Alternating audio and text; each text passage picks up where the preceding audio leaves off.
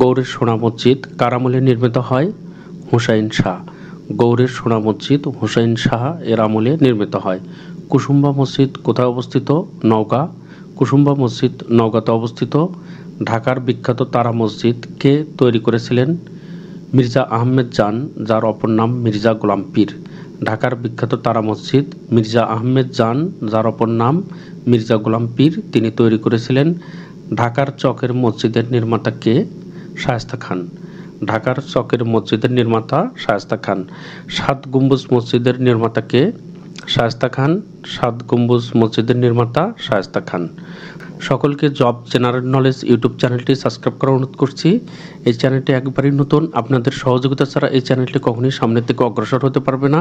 চ্যানেলটি সাবস্ক্রাইব করা থাকলে পরবর্তী ভিডিওগুলো সবার প্রথমে আপনি দেখতে পারবেন।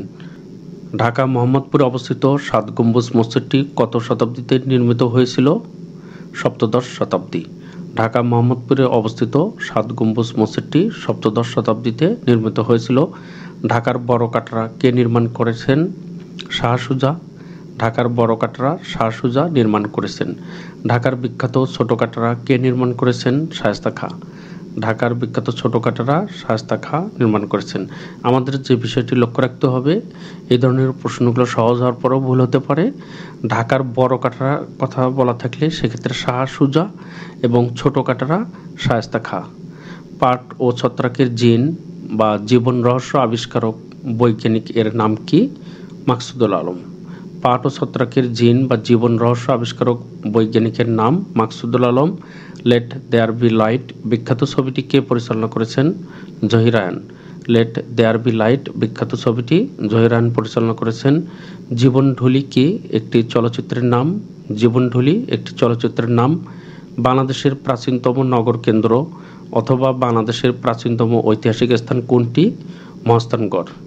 বাংলাদেশের প্রাচীনতম নগর কেন্দ্র থাকতে পারে অথবা বাংলাদেশের প্রাচীনতম ঐতিহাসিক স্থানও থাকতে পারে, সেক্ষেত্রে উত্তর মহাস্থানগড়। মহাস্থানগড় একসময় বাংলার রাজধানী ছিল, তখন তার নাম কি ছিল? পুন্ড্রনগর। বাংলাদেশের কোথায় মৌর্য যুগের শিলালিপি পাওয়া গিয়েছে? মহাস্থানগড়ে। বাংলাদেশের মহাস্থানগড়ে মৌর্য যুগের শিলালিপি পাওয়া গিয়েছে। সপ্তম শতাব্দীতে নির্মিত পাহাড়পুরের বৌদ্ধ বিহারটি কি নামে পরিচিত ছিল? সোমপুর বিহার।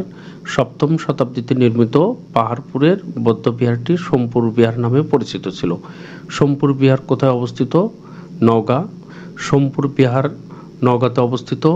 পাহাড়পুর বৌদ্ধ বিহারের নির্মাতা কে? ধর্মপাল। পাহাড়পুরের বৌদ্ধ বিহারের নির্মাতা ধর্মপাল।